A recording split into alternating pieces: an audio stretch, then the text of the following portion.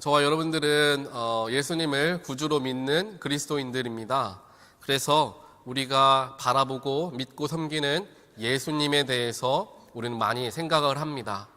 하지만 각자의 모습에 따라서 또 각자의 삶의 여정과 또 개인적인 성향에 따라서 예수님이 어떤 분이신가라고 고백하는 그러한 내용들이 다르게 나타날 때가 있습니다. 누군가에게 예수는 누구인가 물어보았을 때 이렇게 이야기하는 사람도 있고 또 누군가는 다르게 이야기하는 사람들도 있다는 것입니다. 여러분들이 스스로에게 한번 물어보시길 바랍니다. 나에게 예수님은 누구신가? 예수님은 나에게 어떠한 분이신가? 라고 한번 스스로가 생각해 보는 것입니다. 또 비단 예수님뿐만 아니라 하나님과도 같이 동일하게 우리가 질문을 연결해 볼 수 있겠죠. 하나님은 나에게 어떤 분이신가? 라는 것입니다. 물론 예수님께서는 또 하나님께서는 우리에게 사랑으로서 함께 하시고 구원을 허락하여 주시며 죄를 용서하시고 우리에게 복과 은혜로서 함께 하시며 우리를 영생의 길로 인도하시는 분이시다라고 우리가 알고 있습니다. 그런데 우리가 잘 살펴보면 그 모든 대답 속에서는 하나님께서 우리에게 무엇인가를 주시는 그러한 고백들이 다 담겨져 있다는 것을 알 수가 있습니다. 물론 하나님은 우리에게 수많은 은혜와 축복을 주시는 분이신 것은 분명합니다. 하지만 우리가 그렇게 하나님을 바라보다 보면 하나님은 늘상 우리에게 무언가를 주셔야 하는 분, 나의 무언가를 해결해 주셔야 되는 분, 또 나의 무엇인가 문제를 또 책임져 주셔야 되는 분이라고 우리가 쉽게 생각할 수 있다는 거예요. 영적인 축복과 은혜를 주시는 분으로서 바라보아야 하는데 인간 세상 속에서의 축복과 은혜까지도 함께 주셔야 되는 분으로 우리가 생각한다는 것입니다. 그래서 하나님이라고 생각했을 때 우리의 기도를 응답해 주시는 분, 우리의 문제를 해결해 주시는 분, 기적을 삶 가운데 일으키셔서 나에게 감격함을 주시는 분이라고 생각하는 경우들이 많다라는 거예요. 하지만 우리는 반드시 기억해야 되는 게 예수님의 능력, 또 하나님의 기적, 하나님의 역사하심, 주시는 축복과 은혜, 이러한 것들에만 시선을 맞추기보다는 예수님, 그리고 하나님, 그 존재 자체에 집중할 수 있는 우리의 신앙생활이 또한 마음가짐이 되어야 한다는 것입니다. 예수님께서도 많은 유대인들에게 그 당시에 공생의 시간 동안에 말씀하시지 않으셨습니까? 너희들이 기적만을 찾는구나, 나를 통해 놀라운 일을 목격하는 것만 즐거워하는구나 라고 사람들을 나무라는 장면이 성경에 기록되어 있죠. 하지만 우리들은 예수님께서 일으키시는 그 기적에만 감격을 받고 참 대단하다라고 느끼는 그 영적인 단계를 넘어서서 능력을 일으키시는 예수님께서 왜 그 순간에 능력을 일으키셨는가? 나의 삶의 문제를 해결하신 예수님께서 왜 나의 삶에 직접 개입하셔서 내 문제를 왜 해결하셨는가? 그 예수님의 의도와 예수님 자체에 집중할 수 있어야 한다는 거예요. 눈에 드러나는 기도응답, 눈에 나타나는 나의 마음속에 주시는 감격함, 거기에만 내 시선이 머물러 있는 단계에 있어서는 안 된다는 것입니다. 물론 그 단계는 필요합니다. 처음 예수를 만나고 예수님이 정말 능력 있는 분이시구나 라는 것을 경험하는 단계에서는 반드시 필요할 수 있습니다. 하지만 언제까지 그 단계에만 머물러 있어서는 안 된다는 것이죠. 오늘 사도행전 3장 말씀을 통하여서 이와 같이 부족하고 연약한 나에게 먼저 찾아와 주셔서 우리로 하여금 온전하게 하나님의 자녀가 되게 하시는 예수님을 만나고 또한 경험하는 그러한 시간이 되기를 주님의 이름으로 간절히 축원드립니다. 오늘 말씀 사도행전 3장의 전체적인 배경을 먼저 살펴보면 사도행전 2장에 보게 되면 어떤 일들이 이전에 있었는지를 알 수 있겠죠. 그 당시에 오순절이 되어서 마가의 다락방에 모여 있었던 120명의 신도들이 성령의 역사함을 경험하는 일이 있었습니다. 그 성령님의 역사하심을 경험했던 성도들과 또 제자들이 이제 흩어져서 예수의 복음을 본격적으로 전하는 시기였어요. 바로 그때에 일어났던 일이 바로 사도행전 3장, 우리가 함께 읽고 있는 그 부분이 되어진다는 겁니다. 초대교회가 활발하게 성장하던 시기의 사건이라는 거죠. 베드로와 요한이 그 초대교회가 크게 성장하는데 중추적인 역할들을 하고 있었습니다. 그 베드로와 요한이 오늘 말씀에 처음 나타나게 되죠. 처음 부분에 나타납니다. 나타나서 이제 어떤 일들을 하고 있었느냐? 성령의 능력을 의지해서 복음을 선포하고 있었습니다. 그러던 중에 평소와 같이 성전에 기도하러 올라가던 중에 일어난 특별한 사건이 오늘 말씀의 내용입니다. 당시 유대인들은 성전에 올라서 하루에 3번씩 하나님께 기도하는 그러한 영적인 전통이 있었습니다. 그래서 아침에 한 9시, 오후 3시, 그리고 해가 질녘, 이렇게 3번에 걸쳐서 성전에 올라가 하나님께 기도하는 그러한 일이었죠.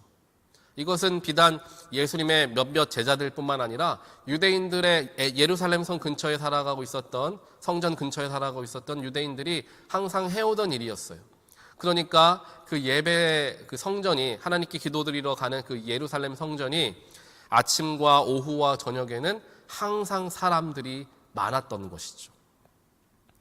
사람들이 많이 몰려있는 곳에 당연히 구걸하려는 사람들도 그 자리를 찾아가기 마련이었습니다.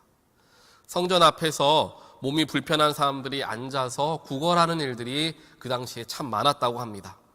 그리고 유대인들이 그러한 불쌍한 사람들을 돕는 일이 경건의 훈련이다, 경건의 행위이다 라고 여겼기 때문에 돕는 일을 즐겨 하던 때였습니다. 그러니까 그 당시에 그 성전 문 근처에 얼마나 많은 구걸하려는 사람들이 앉아 있었냐는 것이죠. 있었겠냐라는 것이죠. 그런데 오늘은 그 수많은 구걸하던 사람들 중에 한 사람에 대한 이야기가 기록되고 있습니다. 그리고 그 사람의 이름조차도 성경에는 남겨져 있지 않죠. 그저 나서부터 걷지 못하는 사람이다 라고 성경은 표현합니다. 이 베드로와 요한이 이 성전에 기도하러 올라가던 중에 이 걷지 못하는 한 사람, 구걸하고 있는 한 사람을 보게 된 거예요. 그런데 이게 참 아이러니하게도 보기에도 구걸하는 사람들은 아무래도 조금 행색이 좋지 못하지 않겠습니까? 그렇게 행색이 좋지 못하고 걷지도 못해서 사람들에게 조금 부족한 사람이다 라고 평가받는, 연약해 보이는 그 사람이 어디에 앉아 있었습니까? 성전 아름다운 문 앞에 앉아 있었다라고 이야기를 해요. 개역개정 성경책 같은 경우에는 예루살렘 성전 미문에 있었다. 미가 아름다울 미자잖아요. 그것을 이제 우리가 보는 세번역은 아름다운 문으로서 풀어서 해석을 하죠. 표현을 하죠. 그래서 그 성전 아름다운 문 앞에 앉아 있었던 이 구걸하는, 걷지 못하는 사람을 베드로와 요한이 보게 되는 거예요. 이 걷지 못하는 사람이 아름다운 문 앞에, 화려한 문 앞에 앉아 있었던 것 자체에 큰 영적인 의미가 담겨져 있습니다. 그리고 그 모습 속에서 우리 역시 그와 같은 연약한 모습을 가지고 있음을 발견할 수 있게 되는 거죠. 먼저 이 아름다운 문의 의미에 대해서 우리가 잠깐 살펴보겠습니다. 이 아름다운 문은 예루살렘 성전의 여러 문 중에 하나예요. 정확한 위치에 대한 학자들 사이에 여러 의견들이 있지만 일반적으로 한두 가지 가능성들이 이제 제시가 됩니다. 우리 다음 그림을 한번 볼까요? 이게 눈에 잘 들어오진 않으실 텐데요. 이게 예루살렘 성전이에요. 성전을 보시게 되면 저 안쪽에 니카노르 게이트라고 그 문이 하나가 있습니다. 여기일 것이다. 성전의 아름다운 문이 바로 이 니카노르 게이트를 말하는 것이다 라고 이야기하는 학자들이 있습니다. 이 문은 이제 이방인의 뜰이 있거든요. 이방인의 뜰에서 이제 이스라엘인들의 뜰로 들어가는 그 문이 있어요. 그 성전 내부로 들어가는 굉장히 중요한 관문이죠.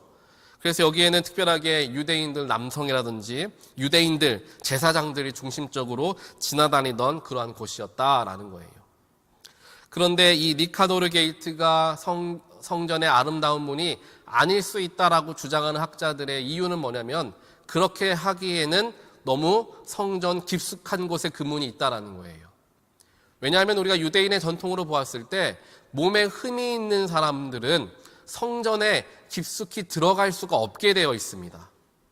몸에 흠이 있고 몸이 불편하거나 장애가 있는 사람들은, 혹은 부정을 입은 사람들은 성전에 들어갈 수가 없게 되는데, 니카노르 게이트는 너무나 성전 깊이에 있기 때문에 그것이 아니다라고 이야기하는 학자들이 조금 더 많죠.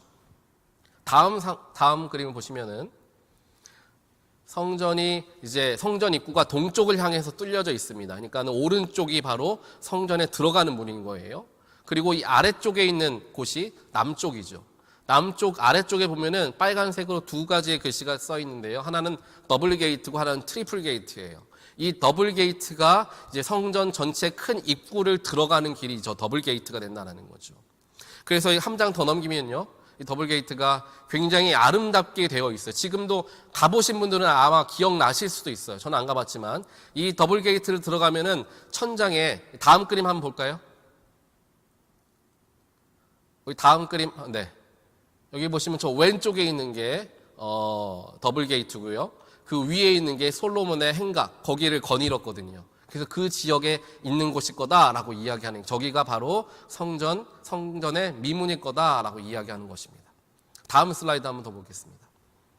들어가는 입구가 이래요. 이게 왼쪽과 오른쪽 더블 게이트니까 문이 두 개잖아요. 이 통로가 두 개로 나누어져 있어요. 그래서 오른쪽으로 입장하고 왼쪽으로 내려오게 되어 있는데, 지금 보더라도 굉장히 화려하게 천장에 잘 이제 장식이 되어 있는데, 그 당시에는 말로 형용할 수 없을 정도로 굉장히 화려하게 잘 꾸며져 있었을 것이다 라고 이야기를 하죠.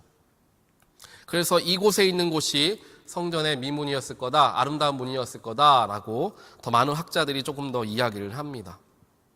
그래서 이제 대부분의 예배자들이 이 문을 통해서 성전 안뜰로 들어가게 되고, 그랬기 때문에 이 문의 이 통로를 더 아름답게 했기 때문에 여기에서 모든 사람들이 지나쳐 갈 수 있는 이 앞에 앉아서 구걸을 했을 거다라고 이야기를 하는 거예요. 이 전 슬라이드를 다시 한번 보시면, 이 전에 있는 슬라이드를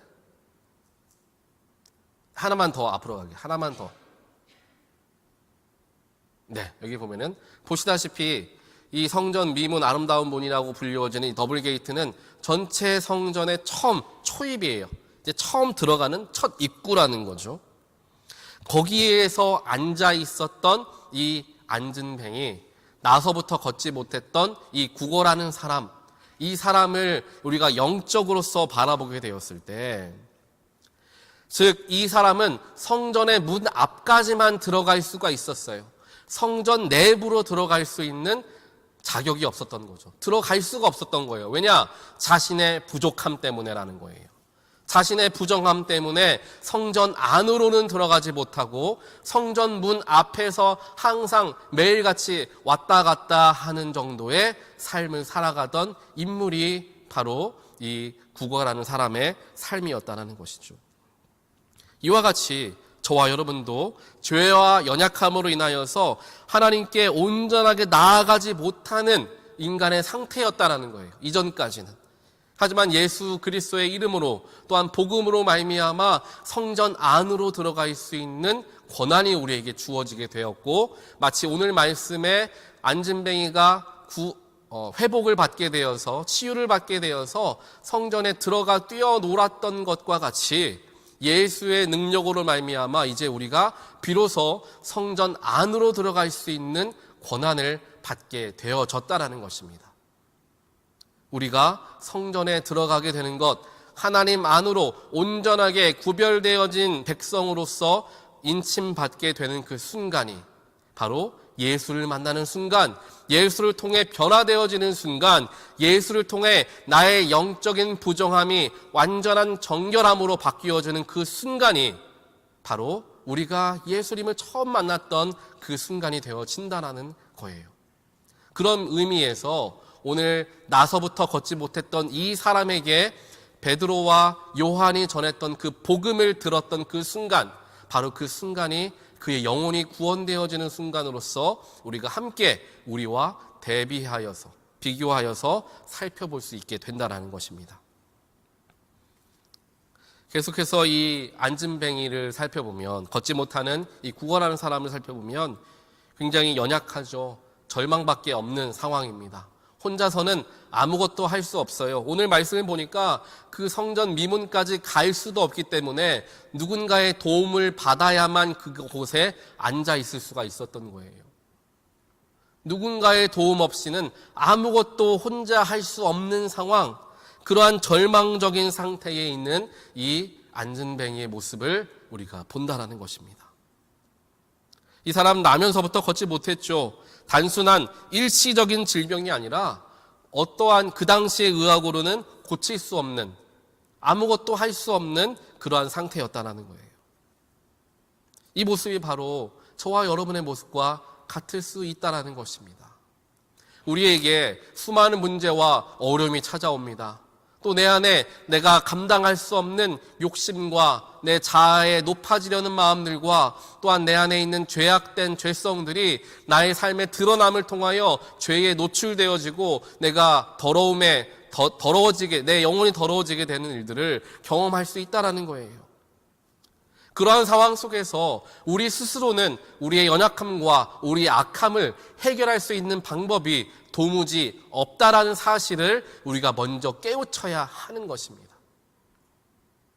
내 스스로 나에게 있는 영적인 문제를 해결할 수 없다라는 것을 내가 먼저 인지해야 내가 누군가의 도움을 요청할 수 있지 않겠냐는 것입니다.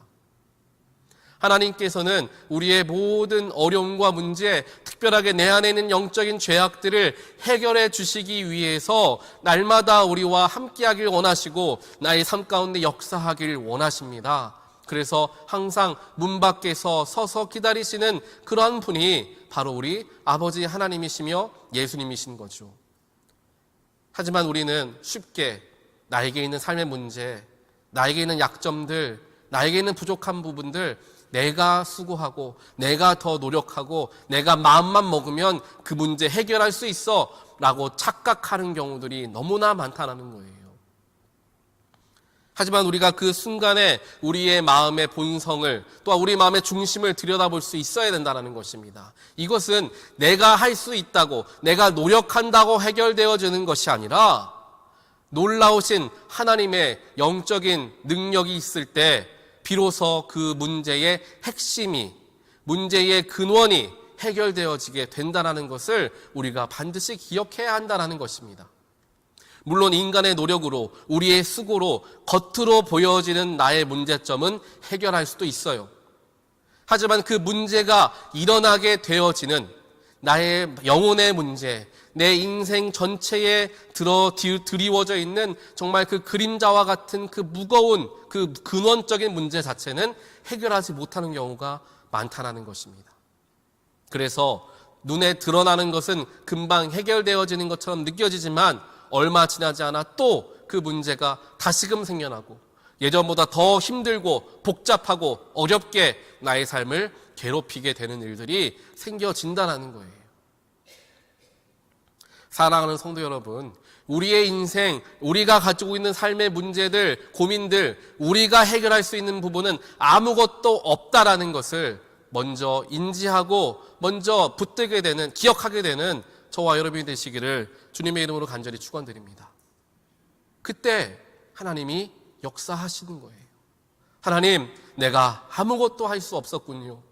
내가 해결할 수 있는 것처럼 착각했고 내가 이 문제 핸들할 수 있는 줄 알았는데 내가 할 수 있는 거라고는 아무것도 없었음을 이제서야 깨닫습니다. 나는 아무것도 할 수 없사오니 하나님이 나의 인생 붙들어 주시고 해결하시고 책임져 주시옵소서라고 나의 삶을 온전하게 하나님께 드리게 될 때 하나님이 그제서야 역사하실 수 있다는 거예요. 그리고 나의 문제를, 나의 정말 해결되어지지 않을 것 같았던 그 문제를 내가 전혀 상상하지 못했던 방법으로, 하나님의 방법으로 그 문제를 하나씩 둘씩 풀어나가시는 것을 우리가 경험할 수가 있게 된다는 거예요. 그걸 경험해야, 그걸 맛보아야 앞으로 우리의 인생 속에서도 똑같이 하나님께 반응할 수 있게 되는 것입니다. 그래서 나의 한계, 인간의 한계, 나라는 사람의 한계를 먼저 바라볼 줄 아는 것이 너무나 중요하다는 거죠. 오늘 이 안진뱅이, 이 구걸하던 사람도 스스로의 힘으로는 성전 안으로 들어갈 수 있는 방법이 전혀 없었습니다. 성전 앞에서 구걸은 하기는 했지만, 문 앞에서 왔다 갔다 서성이기는 했지만, 그리고 유대인이라고 스스로도 알고는 있었지만 성전에 들어가지는 못하는 반쪽짜리 유대인이었다라고 생각해 볼 수 있습니다. 우리도 마찬가지예요. 교회에 나와 하나님께 예배하기는 하지만 성전 문만 밟고 돌아가는 그리스도인들이 세상에는 너무나 많이 있습니다. 하나님께 더 깊이 있게 들어가 정말 하나님의 예수의 십자가 앞에 나의 삶을 드릴 수 있는 만큼 내가 더 깊이 들어가는 일들을 하지 못한 채 세상에서 일주일간 살아오다가 일주일에 한 번씩 교회의 문만 밟고 돌아가는, 교회의 문턱만 밟고 돌아가는 그리스도인들이 너무나 많다라는 것이고요. 또한 이 그리스도인은 우리 모두에게 해당되어지는 단어가 되어진다는 거예요. 이 말은 누구도 완벽할 수는 없기 때문에 오늘은 내가 하나님께 더 깊이 있게 나아갔다라고 생각할 수 있지만 내일의 나는 스스로가 자신할 수 없기 때문에 우리는 언제든지 마당만 밟고 돌아가는 그러한 사람들의 모습이 될 수 있음을 우리 또한 생각할 수 있어야 한다는 거예요. 또 그러한 마음으로 다른 성도들을 바라볼 줄 알아야 하죠. 왜 저 성도는 그렇게 교회에 더 깊이 못 들어와서 교회 사역을 이렇게 감당하지 못하나, 조금 더 교회에 나와서 예배 더 드리고 말씀 더 듣고 더 기도하는 신앙의 일들을 더 하면 좋겠는데 이렇게 답답하게 잘하지 못하나 라는 생각을 할 수 있습니다. 하지만 반대로 생각해야 돼요. 나도 그러한 순간이 있었고 또 앞으로도 그럴 수 있음을 내 스스로가 생각해 볼 수 있어야 그렇게 하지 못하는 성도들의 모습이 긍휼하게 여겨지고 그들을 위해 기도할 수 있게 되고 그들에게 용기를 불어넣어서 더 주님 곁으로 나아올 수 있도록 돕는 역할들을 할 수가 있게 된다는 것입니다. 내 스스로도 완벽하지 않다라는 것을 기억할 때 그것이 가능해집니다. 제가 오늘 그것을 철저하게 깨달았어요. 저는 운전을 잘한다고 생각하던 사람입니다. 왜냐면은 제가 어르신들을 모시고 운전한 일들이 많았어요. 교회 전도사 생활할 때도 어르신들 모시고 멀리 이제 여행을 가거나 이런 일들 하잖아요. 그때마다 어르신들이 저한테 운전을 참 잘한다고 칭찬을 많이 해주셨어요. 급하게 가지도 않고 이렇게 잘 조심히 뒤에 사람들 흔들리지 않게 둔턱을 넘어가더라도 브레이크를 잘 밟고 넘어가고 이래가지고 그런 칭찬을 제가 많이 들었어요. 그러다 보니까 저도 운전을 좀 잘한다라고 생각했죠. 그러다 보니까 제 마음속에 뭔 생각이 드냐면은 운전을 잘 못하는 사람들이 눈에 밟히는 거예요. 저 사람은 좀 조심히 좀 운전을 하지 왜 이렇게 껴들어나, 저 사람은 왜 이렇게 깜빡이도 안 넣고 들어오나, 저 사람은 왜 이렇게 과속을 하나, 도대체 저 사람은 운전을 어떻게 하나 라는 생각이 자꾸만 제 마음에 들어오는 거예요.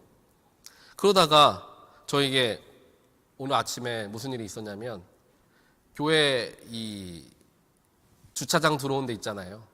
거기를 제가 들어오다가 아침 7시 한 10분, 15분밖에 안 됐을 때 아침 이른 시간이죠. 근데 제가 들어오면서 무슨 생각을 했냐면은 주차장에 평소에 차가 별로 없단 말이에요. 주위 아침에는요. 근데 차가 많은 거예요. 주차장에.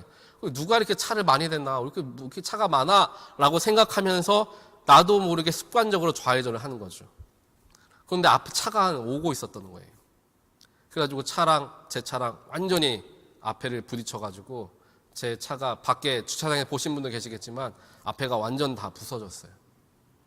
그래가지고 제가 이제 차를 고쳐야 되죠. 그러면 저를 스스로가 아침에 얼마나 자책을 했는지 몰라요. 왜 이렇게 덜렁거려가지고 앞을 좀 보면서 해야 되는데 제가 전화를 했던 것도 아니고 다른 거 딴짓 했던 게 아닌데 그냥 주차장에 차가 많네라고 생각하다가 그냥 사고가 난 거니까 왜 그랬나 제가 자책을 굉장히 많이 했습니다. 그러면서 제 스스로가 생각하는 거예요. 내가 다른 사람들이 운전을 저렇게 하는 걸 보면서 아유 저 사람은 왜 이렇게 운전을 저렇게 못하나, 왜 이렇게 위험하게 하나 라고 그렇게 바라봤는데, 막상 내가 실수하고 나니까 나도 똑같은 사람이구나 라는 것을 제가 굉장히 많이 느끼게 된 것 같아요. 그러다 보니까 내가 누군가를 정죄할 수 있지가 않겠구나, 나 정죄해서 자유할 수 없겠구나, 나도 똑같은데, 나도 연약한데, 나도 실수하는데 누가 누구한테 뭐라고 하나 라는 생각을 제가 좀 많이 하게 됐어요. 내가 경험해 보니까 그게 느껴지는 거죠. 신앙생활도 마찬가지라는 겁니다. 우리의 삶을 살아가는 지혜가 마찬가지예요. 나도 똑같이 연약하고, 나도 똑같이 부족하고, 나도 똑같이 죄악되다라는 것을 내가 알아야 다른 사람의 부족함과 다른 사람의 허물도 가리워 줄 수 있는 거예요. 아이고 나도 예전에 저랬는데, 아이고 나도 예전에 저렇게 부족했는데 저 사람 얼마나 부끄러울까. 허물을 가리워 주는 거예요. 들춰내가지고 아이고 왜 그렇게 살아가느냐 말하는 게 아니라, 다른 사람들 못 보고 나만 봤으니까 다행이다, 내가 좀 그 사람 허물 가려줘야 되겠다, 그런 마음들이 생긴다는 거죠. 오늘 말씀을 우리가 마무리하면서 사도행전 3장에 나와 있는 베드로와 요한은 구걸하던 사람이 원하는 것을 직접 주지는 않았어요. 베드로와 요한이 먼저 이 안진뱅이 에게 찾아가서 그를 쳐다보죠. 그러니까 오늘 말씀을 보니까 성전 미문에 앉아 구걸하던 사람이 5절을 보니까 이러는 거예요. 그 못 걷는 사람은 무엇을 얻으려니 하고 두 사람을 빤히 쳐다보았다라고 성경은 이야기합니다. 즉 구걸하고 있으니까 이 사람들이 나한테 좀 돈이라도 몇 푼 적선해 주려고 하는가 보다라고 생각하며 빤히 쳐다보고 있었던 거예요. 하지만 베드로와 요한이 그에게 주었던 것은 무엇입니까? 그 순간 필요했던 물질이 아니었던 거예요. 이 사람에게 있어서 물질은 굉장히 중요한 거죠. 오늘 먹고 잘 수 있는, 그러한 마련할 수 있는 그 돈인 거예요. 그 돈이 없으면 오늘 굶어야 될 수도 있고, 오늘 추운 곳에서 잠을 자야 할 수도 있는 거예요. 돈이 그에게는 너무나 중요하죠.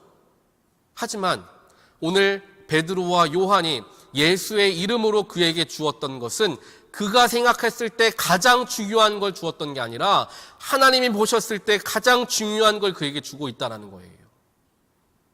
우리가 착각을 할 때가 많이 있습니다. 하나님 나에게 필요한 무엇이 있고 저것이 있고, 이것이 잘 됐으면 좋겠고 저것이 잘 됐으면 좋겠고, 내 생각에 가장 필요하다라고 여기는 것을 하나님께 기도하고 원합니다. 하지만 하나님이 진정으로 우리에게 주시길 원하는 것은 내가 필요로 하는 것, 내가 원하는 것이 아니라 하나님이 보셨을 때 나라는 사람의 인생 속에서 가장 중요한 근본의 문제를 해결할 무언가를 하나님은 우리에게 주기를 원하신다는 거예요. 100만 금의 금보다도 이 사람에게 있어서 가장 좋은 선물은 일어나게 되는 거죠. 걸어 다닐 수 있게 되는 것입니다. 그것보다 더 중요한 건 없어요. 하지만 이 구걸하던 사람이 일어나게 되는 것을 바라지 않았던 이유는 뭡니까? 있을 수 없는 일이니까. 지금 당장 내 눈앞에 가장 현명하게 필요한 건 물질이니까 그걸 구하는 게 맞지, 일어나게 해달라고 말하는 건 말도 되지 않는 것 아니냐라고 생각했기 때문에 그렇게 반응한 거예요. 우리도 마찬가지입니다. 나의 삶의 가장 근본적인 문제가 해결되어질 거라고 생각하지 못하고 표면적인 것들로부터 채움받으려고 하는 거예요. 누군가가 나를 좀 더 칭찬해주면 좋겠고, 나를 조금 더 사랑해주면 좋겠고, 내가 조금 더 높여지면 좋겠고, 다 내 눈앞에 필요한 것처럼 보이는 것들만 원하며 살아갑니다. 하지만 근본적인 나의 문제는 무엇이냐? 높아지고 싶어 하는 마음들, 누군가에게 칭찬받음을 통하여서 내가 세워진다라는 나의 낮은 자존감들, 누군가에게 사랑받아야만 한다는 생각들, 그러한 근본적인 문제를 우리가 바라보지 못하고 밖에 있는 것만 집중하게 된다는 거죠. 하지만 하나님은 우리가 원하고 필요하고 하나님 이것 주십시오 라고 하는 것 자체를 주기를 원하신다기보다는 더 이상 그게 필요로 하지 않도록 나의 문제의 핵심을 다루기를 원하신다는 거예요. 우물가의 여인도 마찬가지지 않습니까? 물을 길러 나와야만 하는, 사람들이 보지 않는 가장 더울 때에 사람들이 피해서 물을 길러 나와야만 하는 그 우물가의 여인에게 예수님께서는 가장 중요한 그의 삶의 문제의 핵심을 다루시면서 그의 자존감을 완전히 회복시켜 주시죠. 이전까지는 남들에게 욕먹는 것, 손가락질 당하는 게 두렵고 떨려서 우물가에 아무도 없을 때 나왔는데, 예수님께서 그의 마음을 다듬어 주시고 그의 마음을 만져주시니까 그가 완전히 자존감이 회복되어져서 다른 사람들이 두려운 게 아니라 오히려 내가 그들에게 나아가서 복음을 전하게 되는 놀라운 일들로 그의 삶 자체가 변화되어지게 된 것을 보게 되는 거예요. 예수님은 저와 여러분이 그렇게 만나기를 원하십니다. 잠깐 있어도 되는 것, 있어도 좋고 없어도 되는 그러한 것들을 순간순간 주기를 원하시는 분이 아니라 나의 삶을 완전히 변화시키시고 나의 문제를 완전히 해결하시고 내가 더 이상 어떠한 문제 때문에 걸려 넘어지지 않게 내가 성장하게 하시는 게 바로 하나님이 뜻하신 바다라는 것을 우리가 기억해야 한다는 거예요. 오늘 말씀을 함께 기억하시면서 나는 지금 하나님을 또 예수님을 무엇라 생각하는가? 내가 하나님께 지금 원하고 바라는 것은 무엇인가? 그리고 그것은 어디 단계에 있는가? 나는 정말 예수 안에 들어와 있는 사람인가? 성전을 왔다 갔다 하는 사람인가? 나는 타인을 바라볼 때 어떠한 마음으로 그를 바라보는가? 여러 가지 적용점들과 묵상점들이 오늘 말씀에 있을 거예요. 그 속에서 여러분들이 각자가 더 크게 느껴지는 것들을 잘 기억하시면서 하나님께서 지금 내 마음을, 이 부분을 다루기를 원하시는구나. 하나님께 기도함을 통하여서 오늘 깨달은 것들을 조금씩 변화시켜 나아가기 위해 나의 삶을 드리고 나의 마음을 드리게 되는 주님의 축복받는 백성들 되시기를 주님의 이름으로 간절히 축원드립니다. 같이 기도하겠습니다. 사랑의 하나님 감사합니다. 오늘 말씀을 통하여서 우리의 한없이 연약한 모습을 발견하게 되었습니다. 성전 아름다운 문 앞에 앉아서 평생을 구걸하던 그 사람이 바로 내가 아닌가 스스로의 모습을 돌아보게 됩니다. 성전 깊숙이 나아가지 못하고 겉에만 맴돌았던 우리의 삶은 아닌가. 하나님께서는 진정한 삶의 문제를 해결하길 원하시는데 겉으로 보여지는 작은 문제들의 답만 구하며 주님을 얕게 믿고 있지는 않나. 스스로의 삶을 돌아보게 하시니 하나님 감사합니다. 우리가 먼저 나의 삶의 중심을 바라보게 하시고 나에게 있는 이 문제의 근원은 내 스스로 결코 해결할 수 없음을 바로 깨달아 알게 하시어 온전하게 주님께 나아가고 그 문제의 근원을 해결하신 주님을 구하고 찾게 되는 우리 모두가 될 수 있도록 하나님 역사하여 주시옵소서. 또한 더욱더 하나님 곁으로 깊숙이 나아갈 수 있는 믿음과 결단함 허락하여 주시고 그것이 나의 삶의 가장 기쁘고 복됨을 저희들 경험하고 깨우치게 하여 주시어서 정말 성전 문만 왔다 갔다 하는 성도들이 아니라 하나님께 온전하게 들어가 그 속에서 주어지는 평안함을 누리게 되는 하나님의 귀한 백성들 되어질 수 있도록 하나님 이 자리에 모이신 한 사람 한 사람 기억하시고 그들에게 축복하여 주시옵소서. 이 모든 말씀 예수 그리스도 이름으로 간절히 기도합니다. 아멘.